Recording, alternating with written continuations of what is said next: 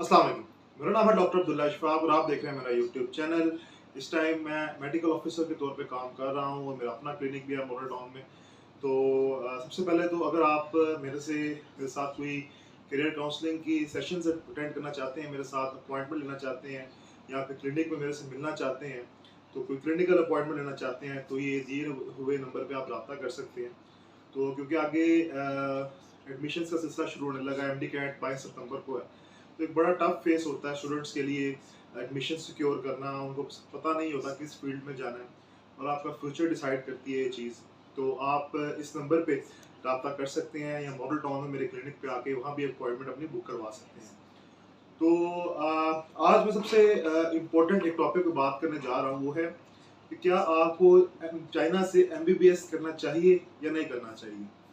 अगर करना चाहिए तो कहाँ किन यूनिवर्सिटीज़ में एडमिशन लेना है, क्या-क्या प्रोस एंड कॉन्स हैं, और पीएमडीसी की जो नई पॉलिसीज़ आई हैं उसके बारे में मैं आपको बताऊँगा, और फीस वगैरह कितनी होती है, और इस सब के बारे में बात करेंगे इस वीडियो में। तो आइए चलते हैं। तो सबसे पहले पीएमडीसी ने अपनी कुछ पॉलिसीज़ चेंज की हैं इस साल। अब वो पॉलिसीज़ चेंज करना बहुत ज़रूरी था। उसकी वजह ये है कि अभी जो आपने सेंट्रल एशिया के अंदर का जो कजाकिस्तान है, वहाँ पे जो आपने किर्गिज़स्तान है, यहाँ पे जो आपने स्टूडेंट्स का हाल देखा, अभी पिछले दिनों जो वाक़यात हुए हैं, उसके अलावा फ्रॉड बहुत ज़्यादा यहाँ पे हो गया है, होना शुरू हो गया है लोगों के साथ। जो एजेंट्स हैं वो भारी-भारी फीसें लेते हैं, उसके बाद एडमिशन जो है वो ऐसी यूनिवर्सिटी में मिलता नहीं है। तो एक क्रेडिबिलिटी जो है ना, वो बच्चों का फ्यूचर रिस्क पे आ रहा था, जिसकी वजह से पीएमडीसी ने ये पॉलिसीज़, और मैं समझता हूँ कि बहुत अच्छी पॉलिसीज उन्होंने बनाई हैं, ताकि जो बच्चा है उस पर चेक एंड बैलेंस रहे और यूनिवर्सिटी की क्रेडिबिलिटी हो जहाँ वो एडमिशन लेने जा रहा है। तो बाकी मुल्कों में मैं अलग वीडियो बनाऊंगा, आज मैं स्पेसिफिकली चाइना के बारे में बात करने जा रहा हूँ। तो अब इस साल से अगर आपने चाइना में एडमिशन लेना है किसी यूनिवर्सिटी के अंदर, तो आपको एफएससी के अंदर 60% से ज़्यादा मार्क्स लेने पड़ेंगे, या फिर आपको जो एमडी कैट है, जो कि 22 सितंबर को होने जा रहा है, उसमें 50% से ज़्यादा नंबर लेने पड़ेंगे। तो एफएससी 60% प्री मेडिकल के अंदर मस्ट कर दिया है पीएमडीसी ने, और एमडी कैट भी 50% से आपको पास करना होगा। इसके अलावा जिन बच्चों ने सैट टू जो सैट टू देते हैं, उनके हर सब्जेक्ट के अंदर 550 से ज़्यादा मार्क्स होने चाहिए। ये आप देख रहे हैं जो पीएमडीसी का नोटिफिकेशन इस टाइम स्क्रीन के ऊपर, और जो फॉरेन एमडी कैट जिन्होंने दिया है, उनके भी 50% मार्क्स जो है वो ईच सब्जेक्ट के अंदर, बायोलॉजी, केमिस्ट्री या मैथमेटिक्स के अंदर या फिजिक्स के अंदर 50% से ज़्यादा होने चाहिए। उसके बाद पीएमडीसी कहता है कि जो स्टूडेंट है उसने सबसे पहले उनकी वेबसाइट के ऊपर अपने उस इंस्टीट्यूट को वेरीफाई करना है जिसमें वो एडमिशन लेने जा रहे हैं। तो आपने वो जो इंस्टीट्यूट जिसमें आपको कोई एजेंट है जिसके भी थ्रू आप एडमिशन ले रहे हैं, आपने पीएमडीसी की वेबसाइट के ऊपर जाके वो इंस्टीट्यूट अपना लाजमी वेरीफाई करना है कि क्या वो पीएमडीसी की वेबसाइट पे मौजूद है। उसके अलावा आपने ये भी चीज़ चेक करनी है कि क्या वो इंस्टीट्यूट जो आपको डिग्री देगा वो किस चीज़ में होगी, क्या वो एलोपैथिक मेडिसिन में होगी। अब एलोपैथिक मेडिसिन से क्या मुराद है कि एमबीबीएस, जो bachelor of medicine, bachelor of surgery है, आपकी डिग्री के ऊपर एमबीबीएस लिखा होना चाहिए। अब चाइना के अंदर अक्सर जो यूनिवर्सिटीज़ हैं जब वो डिग्री देती हैं उसके ऊपर क्लिनिकल मेडिसिन लिखा होता है। तो वो चाइना में तो ऐसा डॉक्टर आपको एक्सेप्ट कर लेंगे, लेकिन दूसरे ममालिक में जहाँ पे लाइक यूके है, अमेरिका है, पाकिस्तान है, वहाँ पे वो डिग्री एक्सेप्ट नहीं की जाती, और जो आपकी डिग्री है वो इंग्लिश में होनी चाहिए, यानी कि उसके ऊपर इंग्लिश में एमबीबीएस होना चाहिए। यानी चाइना में कुछ इंस्टीट्यूट चाइनीज में डिग्री देते हैं, उसके बारे में हम आगे डिस्कशन करते हैं। तो आपकी जो क्वालिफिकेशन है वो एलोपैथिक मेडिसिन में होनी चाहिए, जो कि रिकॉग्नाइज्ड हो, जो कि WFME है, यानी वर्ल्ड फेडरेशन मेडिकल एजुकेशन है, उससे रिकॉग्नाइज्ड वो इंस्टीट्यूट होना चाहिए या वो डिग्री होनी चाहिए जो वो दे रहे हैं आपको, या फिर world directory of medical school से वो रिकॉग्नाइज्ड डिग्री होनी चाहिए। तो ये भी आप लोगों ने चेक कर लेना है। उसके अलावा स्टूडेंट ने एडमिशन लेने से पहले पीएमडीसी से स्टूडेंट रजिस्ट्रेशन सर्टिफिकेट लाजमी बनवाना है, अदरवाइज उसको पाकिस्तान के अंदर आगे जाके काफ़ी मुश्किल का सामना पड़ेगा। उसको जो है वो आगे जो एग्ज़ाम देना होता है, जो लाइसेंसिंग एग्ज़ाम पाकिस्तान का, उसकी भी बात करते हैं, वो नहीं दे सकेगा। उसके अलावा जिस इंस्टीट्यूट में वो एडमिशन ले रहा है उसके अंदर उसको 62 आर्ट्स, जो क्रेडिट आर्ट्स जिसको हम कहते हैं, वो पूरे लाजमी करने होंगे और 80% से ज़्यादा अटेंडेंस होनी चाहिए उसकी। यानी कि ये एक बहुत सख्त रूल बना दिया पीएमडीसी ने। और जिन ममालिक में इंग्लिश में आपको नहीं पढ़ाया जाता या डिग्री इंग्लिश में नहीं दी जाती, वहाँ पे 6 महीने का आपने एक लोकल लैंग्वेज का, अगर आप चाइना में कर रहे हैं तो चाइनीज कोर्स आपने 6 महीने का लाजमी करना होगा। और जब आप डिग्री कर लेंगे उस इंस्टीट्यूट से, तो आपको पाकिस्तान में आकर जो पाकिस्तान का लाइसेंसिंग एग्जाम है, जिसको हम NRE कहते हैं, जिसके 2 स्टेप्स होते हैं, which is national registration examination, वो भी देनी पड़ेगी ताकि आपको फुल रजिस्ट्रेशन यहाँ पे पाकिस्तान का लाइसेंस मिल सके। उसके अलावा आपने पीएमडीसी को, जहाँ पे आप रेजिडेंसी आप लेंगे चाइना में जाके, उसकी डिटेल्स, अपने कॉन्टैक्ट नंबर भी प्रोवाइड करने होंगे आपको। यानी कि इन नटशेल आपको एक एनओसी लेना पड़ेगा पीएमडीसी से, और ये एनओसी लेने की रिक्वायरमेंट्स हैं सारी। उसके अलावा आपने मल्टीपल एंट्री वीज़ा जो है वो भी शो करना है पीएमडीसी को। तो ये एक इंतहाई मुश्किल और थोड़ा सा सख्त, मैं क्या कहूँ कि पीएमडीसी ने एक क्राइटेरिया रख दी है फॉरेन ग्रेजुएट्स जो कि दूसरे मुल्कों में जाके एमबीबीएस करना चाहते हैं। तो अब जो एमडी कैट होने जा रहा है, तो उसमें ये चीज़ आप जहन में रख लें कि आपने एमडी कैट लाजमी देना, 50% मार्क्स से ज़्यादा उसमें सिक्योर भी करना है। अब ये जो क्राइटेरिया है, ये है पाकिस्तान में आकर प्रैक्टिस करने के लिए। यानी अगर आपने एमबीबीएस चाइना से किया है और आप पाकिस्तान में प्रैक्टिस करना चाहती हैं, तो ये फिर जो है वो कंडीशंस आप पे लागू होती हैं। अगर आप चाइना में प्रैक्टिस करना चाहते हैं फ्यूचर में, और या फिर अगर आप लैब या यूएसएमएल देना चाहते हैं, तो तब ये कंडीशंस आप पे नहीं एप्लीकेबल है। अब मैं बात करता हूँ कि ये तो जिस बच्चे ने अभी एफएससी में जो है, उसके लिए ये बातें बहुत ज़रूरी थी। अब जिस बच्चे ने चाइना से एमबीबीएस करना है, उसके लिए कुछ जो एक इम्पोर्टेंट इंफॉर्मेशन थी वो ये है कि चाइना में दो तरह के इंस्टीट्यूट्स हैं। एक जो है वो एमओई रजिस्टर्ड है, एक एमओई नॉन रजिस्टर्ड है।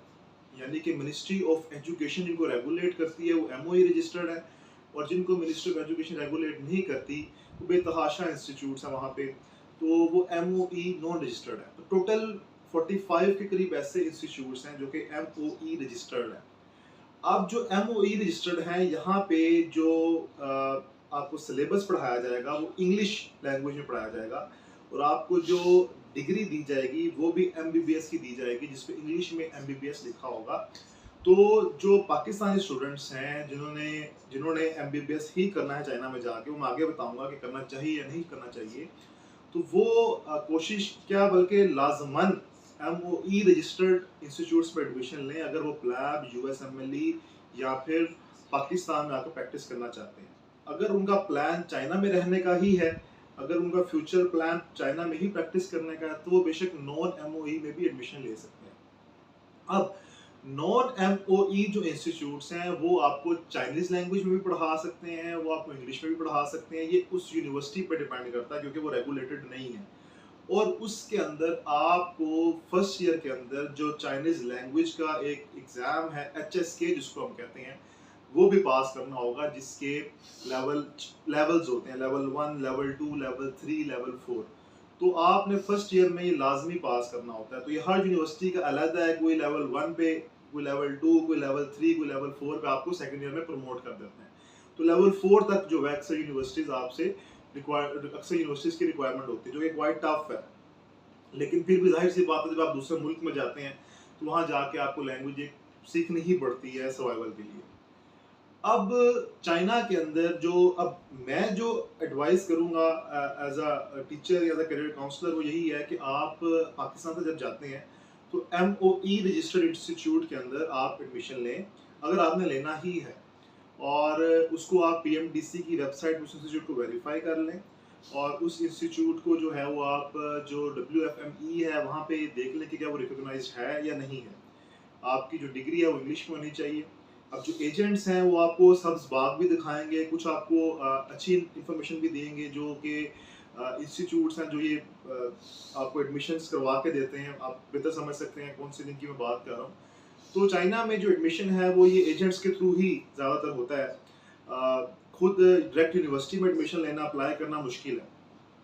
तो चाइना में अब बेतहाशा इंस्टीट्यूट बने हुए हैं। अब चाइना के अंदर जो सिस्टम है वो है सेमेस्टर सिस्टम। 5 साल की डिग्री है, और जो एनुअल फीस है चाइना के अंदर वो तकरीबन पहले साल की जो MOE रजिस्टर्ड इंस्टीट्यूट हैं उनकी 20 से 22 लाख बन जाती है, और जो सेकंड ईयर थर्ड ईयर की फीस है, फोर्थ ईयर की फाइनल ईयर की, वो तकरीबन आपकी 15 से 16 लाख बन जाती है। और इसमें आपकी हॉस्टल फीस अक्सर इंक्लूड होती है, बस आपने जो आपका मंथली एक्सपेंस है वो आपने खाने पीने का मैनेज करना है। अब चाइना में जो एक मेजर इशू, जो दो इश्यूज बच्चों को देखने को मिलते हैं, वो है एक तो लैंग्वेज का और दूसरा हलाल फूड का। तो जिन यूनिवर्सिटीज़ में आप जाते हैं, जाहिर सी बात है वहाँ पे उन्होंने कुछ ना कुछ मैनेज किया भी होता है खाने पीने का, तो खुद भी बनाना पड़ता है, वहाँ पे हलाल फूड मिल भी जाता है, लेकिन डेफिनेटली आपका अपना मुल्क नहीं है, वहाँ पे ये मुश्किलात का सामना करना पड़ता है आपको। तो ये दो इश्यूज जो हैं आपको फेस करने पड़ेंगे चाइना में जाके। उसके बाद आप जब डिग्री कर लेते हैं 5 साल की, और फीस मैंने आपको बता दी है, इसके अलावा जो बैंक स्टेटमेंट है वो तकरीबन आपको 5 टाइम्स आपकी फीस की आपके पास होनी चाहिए, यानी कि 50 लाख रुपए आपके बैंक में होना चाहिए। आपने उनको शो करवाना है कि आप जो है वो इतनी फीस के साथ आप इतने बैंक स्टेटमेंट में पैसे बैंक में रख के चाइना जा रहे हैं, तो फिर आपको वीज़ा इशू करेंगे वो। अब आपने MBBS कर लिया, अब उसके बाद आप जब पाकिस्तान अगर आते हैं, तो पाकिस्तान में आपको आके NRE जो होता है, यानी कि उसके 2 स्टेप्स होते हैं, जिसको मैं कहूँगा नेशनल रजिस्ट्रेशन एग्जाम। उसका स्टेप 1 जो कि MCQs बेस्ड होता है, और स्टेप 2 जो कि क्लिनिकल बेस्ड होता है। तो ये दोनों एग्जाम्स पास करने होते हैं, उसके बाद आपको पाकिस्तान का लाइसेंस मिल जाता है। इसी तरह अगर आपके पास इंग्लिश में डिग्री आपकी है और आप एक रिकॉग्नाइज्ड इंस्टीट्यूट से पढ़े हैं, तो उसकी फीस भी ज़्यादा होगी। उसके बाद आप जो है वो प्लैब या USMLE भी दे सकते हैं। मेरे ऐसे दोस्त हैं जिन्होंने चाइना से MBBS किया है, उनके प्लैब भी पास हैं, पाकिस्तान में भी प्रैक्टिस कर रहे हैं, हमारे कोलीग्स ने चाइना से पढ़ के आए हैं, और जो भी USMLE की भी तैयारी कर रहे हैं, वहाँ पे काम भी कर रहे हैं। और तो बस मैं ये इसमें कहना चाह रहा हूँ कि अगर आपने पाकिस्तान में प्रैक्टिस करनी है या फिर पाकिस्तान में प्रैक्टिस करनी है, तो बहुत ज़रूरी है कि आप PMDC के आप जो क्राइटेरिया उस पर पूरा उतरना चाहिए आपको, और आप MOE रजिस्टर्ड इंस्टीट्यूट में एडमिशन लें अगर आपने चाइना से बाहर जाना है MBBS करके। अगर आपने चाइना में ही रहना है तो फिर आप नॉन MOE में भी एडमिशन ले सकते हैं। तो ये था चाइना की जो एक इन्फॉर्मेशन थी MBBS करने के उस हवाले से। अगर इसके अलावा कोई क्वेश्चन है तो आप मेरे से कमेंट सेक्शन में पूछ सकते हैं। अब मैं बात करता हूँ कि क्या चाइना में MBBS करना चाहिए भी या नहीं करना चाहिए, क्योंकि अब मैंने जो चीज़ देखी है कि बहुत से स्टूडेंट्स जब चाइना में जाते हैं, तो सबसे पहले तो मैं आपको एक और चीज़ बता दूँ कि वहाँ पे स्टूडेंट वीज़े पे काम करना इलीगल है। तो ये चीज़ भी आप जहन में रखें। और जो कुछ एक प्लस पॉइंट है चाइना में MBBS करने के, कि चाइना जो है इस टाइम एक सुपर पावर बना हुआ है अमेरिका के बाद। यहाँ की इकोनॉमी बहुत स्टेबल है, आपको इंफ्रास्ट्रक्चर, लैब्स, टेक्नोलॉजी बहुत ज़्यादा मिलेगी जब आप पढ़ते हैं यहाँ पे।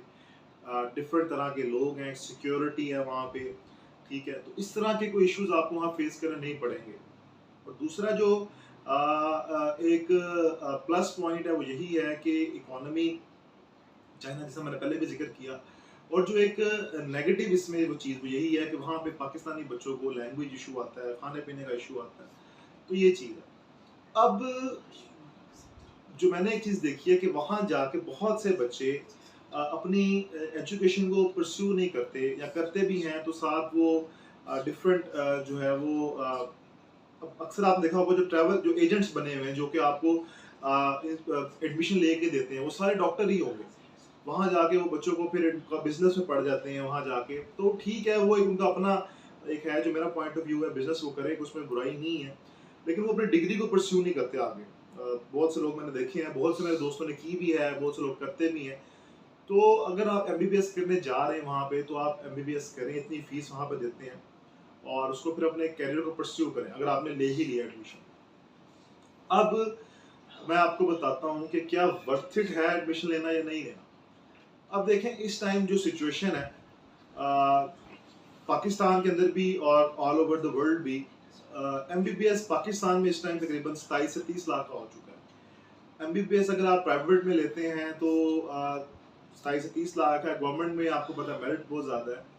तो मैंने अपनी काफ़ी वीडियोस में ये बात पहले भी की है कि वो बच्चे सिर्फ MBBS की तरफ जाएं या जो बहुत एंथुजियास्टिक हैं, जिनको बहुत शौक है, कि आसान नहीं है, MBBS करना, वो बच्चे जाएं जिनके पास जो फाइनेंशियली बहुत स्ट्रॉन्ग है। प्राइवेट की बात कर रहा हूँ। प्राइवेट में वो बच्चे जाएं जो फाइनेंशियली बहुत स्ट्रॉन्ग हैं, जो इतनी इतनी भारी फीस दे सकते हैं, वहाँ पे जाके भी एक्सपेंसेस हैं। और वो बच्चे जाएं या फिर जिनकी फैमिली में सारे डॉक्टर्स हैं, या फिर जिनको जो है वो उनके सेटअप्स हैं पाकिस्तान के अंदर या फिर कहीं भी। तो यहाँ पर जिनके बाहर डॉक्टर्स बहन भाई सेटल्ड हैं, यूके में, अमेरिका में, पाकिस्तान में इवन सेटअप जिनके बने हुए हैं, तो उन्हीं को मैं रिकमेंड करता हूँ कि वो आप रिस्क लें। खास तौर पे वो बच्चे अब जिनका पाकिस्तान में प्राइवेट में एडमिशन नहीं हुआ, गवर्नमेंट में भी एडमिशन नहीं हुआ, तो वो चाइना की तरफ चले जाते हैं।